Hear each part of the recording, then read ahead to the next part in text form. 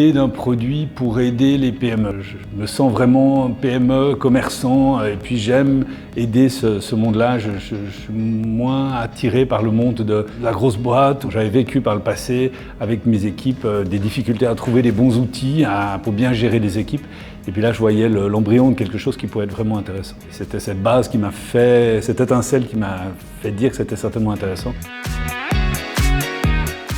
Je ne dirais pas une famille, parce que je trouve que la famille, c'est vraiment quelque chose de très personnel. Des fois, on utilise ce terme pour l'entreprise. Je dirais qu'on a des liens forts, on est un groupe important les uns pour les autres. Par contre, les liens entre les personnes sont importants, on passe beaucoup de temps ensemble. Donc on essaye de faire en sorte qu'on travaille fort, on avance vite, on a une certaine pression, une certaine tension pour avancer dans la boîte. Et puis à côté, on veut aussi avoir du plaisir et s'amuser fort à côté. J'ai beaucoup souffert pendant le Covid d'être tellement éclaté, de voir ce groupe qui perdait justement ses liens et ses interconnexions et ces bons moments ensemble, ça nous a tous beaucoup manqué en fait.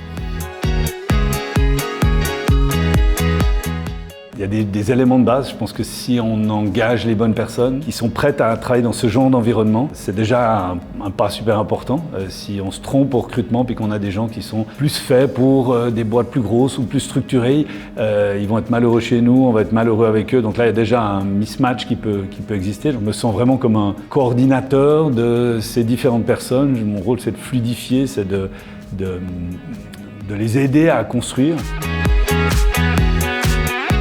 Ces deux amis qui m'ont parlé de IO il y a déjà 7 ou 8 ans. J'ai pas tellement écouté, je ne suis pas tellement un homme de groupe comme ça, d'association.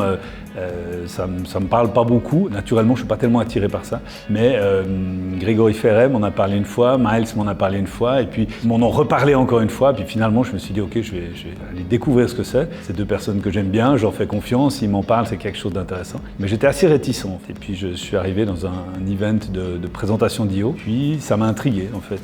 En regardant autour de la table, j'ai vu des gens dans des métiers différents, dans des tailles de business très différentes, mais il y avait un point commun, c'était tous des boîtes qui avaient envie d'avancer en fait. C'était pas l'entrepreneur qui s'endort un peu sur ses lauriers ou sur sa réussite, c'était plutôt des gens qui avaient envie d'avancer, de faire avancer et puis de grandir dans tous les sens du terme. Pas seulement de faire grandir leur boîte et leur chiffre d'affaires, mais aussi de grandir eux-mêmes dans la qualité, dans leurs activités en tant que personne. Et ça m'a vraiment surpris en fait. Ça a été pour moi le déclic et je me suis dit ok, il y a quelque chose d'intéressant. Et du coup j'ai commencé, je me suis lancé. Ce qui m'a vraiment intéressé, c'est ce petit groupe, ce forum, ce groupe de 7-8 personnes avec lequel on se regroupe, on se retrouve tous les mois pendant 3 heures.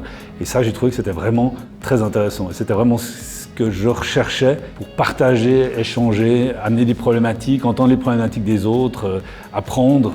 Ça, c'était vraiment ce qui m'a attiré principalement. Et puis c'est encore toujours le cas aujourd'hui. C'est ce que je préfère dans IO, c'est le forum en fait. On est souvent assez seul en tant qu'entrepreneur, quand on a des soucis. Quand j'ai repris la boîte il y a 10 ans, on est passé par des périodes difficiles, le roller coaster avec des moments super et puis des moments dangereux pour la boîte. Puis on n'ose pas tellement partager ça, c'est délicat.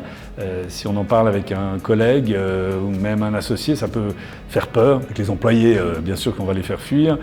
Si on en parle à la maison, ma femme est super, mais au bout d'un moment, elle ne peut pas agir non plus. Donc, puis en parler avec des amis qui ne sont pas entrepreneurs, c'est difficile pour eux de se projeter là-dedans. Par contre, si on parle de ce même problème avec un collègue entrepreneur, ça va résonner très vite chez lui et puis on aura quelque chose d'intéressant qui va sortir.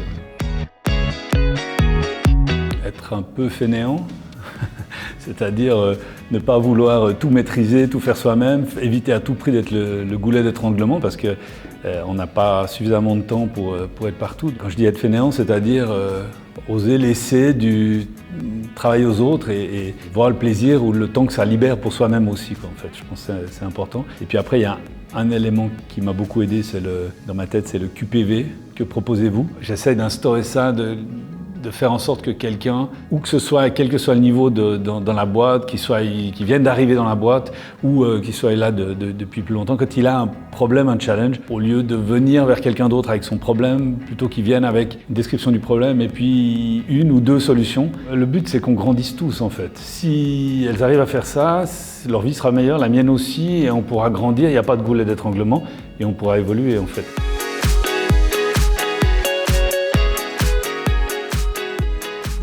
Partage.